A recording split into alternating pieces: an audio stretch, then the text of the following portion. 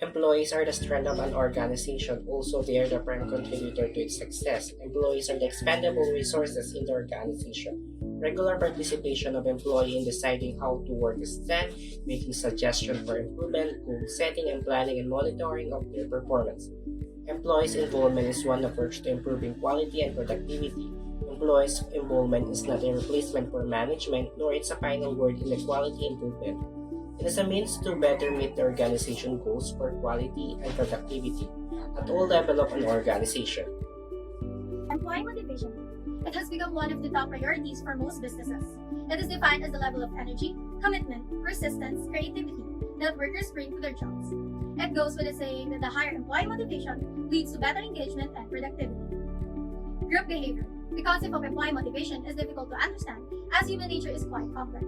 However, some behavioral patterns have emerged over the years. Motivated teams lead to success of organizations and are key to their long-term survival as well as the success in the short term. For instance, in every organization, there are three categories of people as shown in the figure. Behavior of employees. Employees who are self-motivated are never demotivated, even if there are demotivating factors in the organization. The bottom 5 to 10% are the difficult people who refuse to be motivated. 80% of the people are on the fence. Their level of motivation is determined by management strategies. They join the top 10% if management is effective, otherwise, they join the bottom 10%. Motivation theory of individual employees. Theory expresses the employee characterizes employees as they avoid work, they have no ambition in future, they do not take responsibility, and they need security. So to get them motivated and make them work, the management must either reward, coerce, intimidate, or punish them. Theory where by Douglas MacGregor characterizes employees as given. They want to learn, work is a natural activity to them, they have self-discipline, they develop themselves, they do not get motivated as much by any reward, but seek freedom to do difficult and challenging jobs. Two-factor theory, also known as motivation hygiene theory of Frederick Herzberg, states that there are certain factors in the workplace that cause dissatisfaction. They are also known as motivators. While a separate set of factors that causes dissatisfaction, they are also known as hygiene factors. Hygiene factors includes the company, its policies and administration, the kind of supervision which people receive while on the job, working conditions, interpersonal relations, salary, status, security. Motivators includes achievement, recognition for achievement, interest in task, responsibility for enlarged task, growth and advancement in higher level tasks. Proceeding to the next theory, John Stacy Adams' equity theory helps explain why pay and conditions alone don't determine motivation. It also explains why giving one person a promotion or pay rise can have a demotivating effect on others or other employees. Moreover, people value fair treatment, which causes them to be motivated to keep the fairness maintained with the relationships of their co-workers and the organization. Finally, the job characteristics model designed by Hackman and Oldham is based on the idea that the task itself is the key to employee motivation. It states that there are 5 core job characteristics: skill variety, task identity, task significance, autonomy, and feedback, which impact 3 critical psychological states, such as experience meaningfulness of work, experience responsibility for outcomes, and knowledge of the actual results, in turn influencing work outcomes. These are job satisfaction, absenteeism, workplace motivation. Teamwork. Teams are formed to fulfill objectives. Formal structure is evolved to enhance management and communication. There are team coordinators, which are manager, team leaders, head, supervisor, that conducts day-to-day and long-term activities to fulfill the work that was assigned to them. These coordinators are responsible of their team, while each of members is responsible for the work that was assigned to them. Responsibility. Responsible leaders are crucial for success because they make ethical decisions which are efficient and effective that would be outstanding for the teamwork. Next is authority. Authority is necessary for leadership because the leader's decisiveness, accomplishments, track record, courage, inspiration helps the teams to accomplish great things. Were vital for accomplishing tasks will boost the team's morale. And lastly, criteria of measurement of the work output is important in enabling teamwork because organizational plans and criteria are essential for the team to do the things right. Teamwork results in a win-win situation. The win-win situation necessitates that each employee should respect the viewpoints of others and should value the self-esteem of all the members. Employees are free to criticize the method, but not the individual. Employees should also understand that they can only achieve more by working collectively than they can individually. Employees could be motivated to work as a team with suitable training. The benefits of reaching a win-win situation should be communicated to employees. They should also be made aware of the drawbacks of a win-lose situation in which one member wins while the other suffers.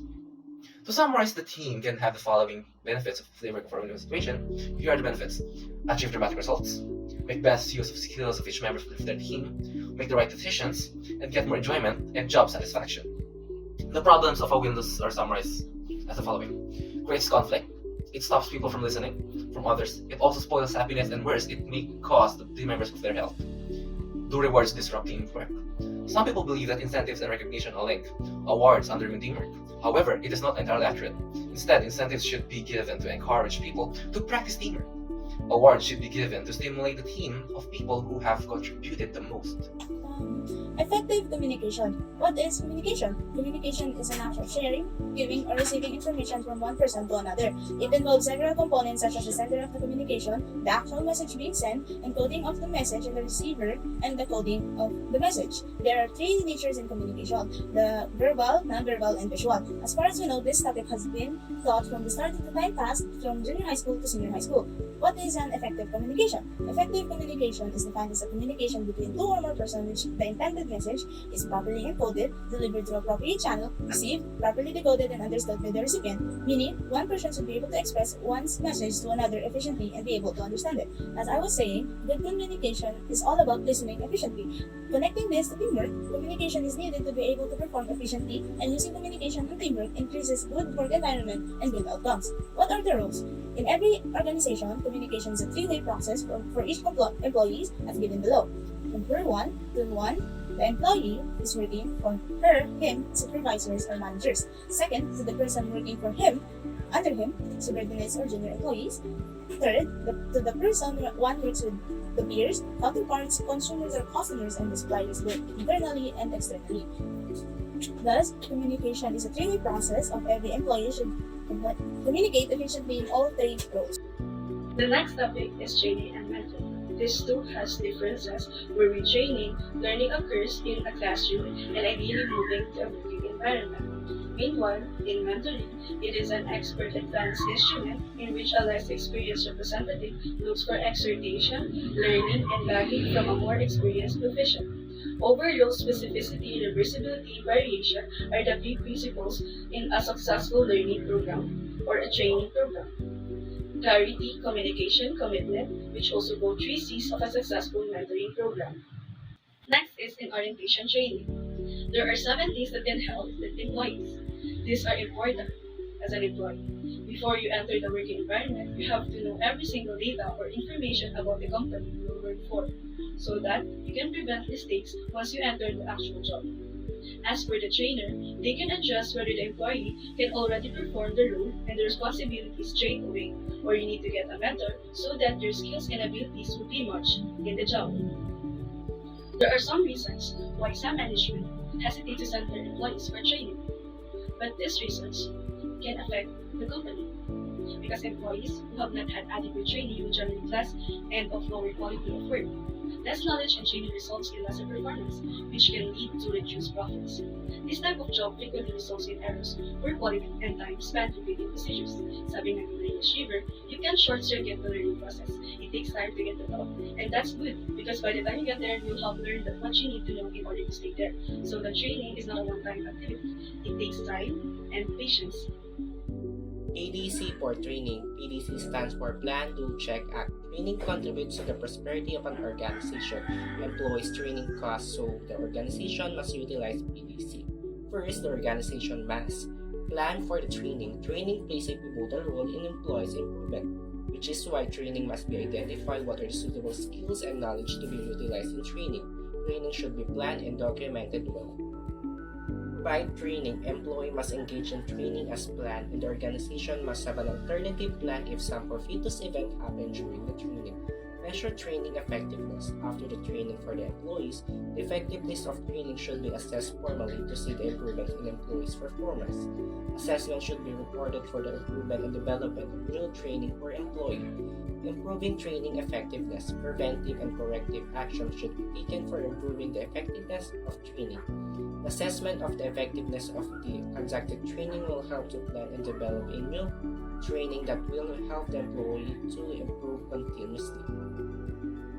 Peer recognition awards essential and necessary to the people who are the real achievers and not to those people who only want to give or having bias or favoritism. Selection of the award should have a criteria and awards should not be given constantly so that the employees can have a motivation or goal on their work resulting in an excellent performance. Some examples of the criteria for the people to be given awards. Commitment, they are dedicated to the job. Creativity, way of thinking that inspires and helps people to find innovative solutions and create opportunities. Flexibility, willing to adapt and change where they are open-minded. Adaptability is the ability to adjust your approach or actions in response to changes in your external environment. Determination, it is the firmness of purpose or resoluteness towards the goal they want to achieve. Responsibility, they know what they are doing or the duty to perform or complete the task. Types of awards. The award should be chosen carefully by the organization. It includes certificate, mementos, and cash awards at the annual meeting. Employees will definitely be inspired regardless of the sort of award. However, the organization should give the awards in consistent manner. The same type of award will be given to anybody or whatever team passes the performance criterion. The type of award should not be changed frequently by the organization. Feedback and performance appraisal. The term performance appraisal refers to the regular review of an employee's job performance and overall contribution to a company, also known as an annual review, performance review, or evaluation, or employee appraisal. A performance appraisal evaluates an employee's skills, achievements, and growth, or lack thereof. Companies use performance appraisals to give employees big picture feedback on their work and to justify pay increases and bonuses, as well as termination decisions. Feedback essential both for employees and management. It is more compassionate to be interested in the outcome of an action.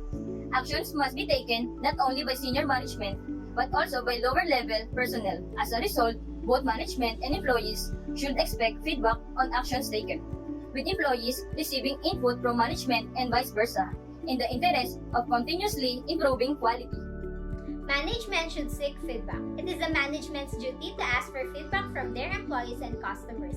Tom Peters' management by walking around approach may be used. It entails managers spending some of their time listening to their employees' concerns.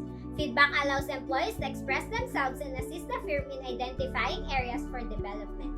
Feedback to the employees.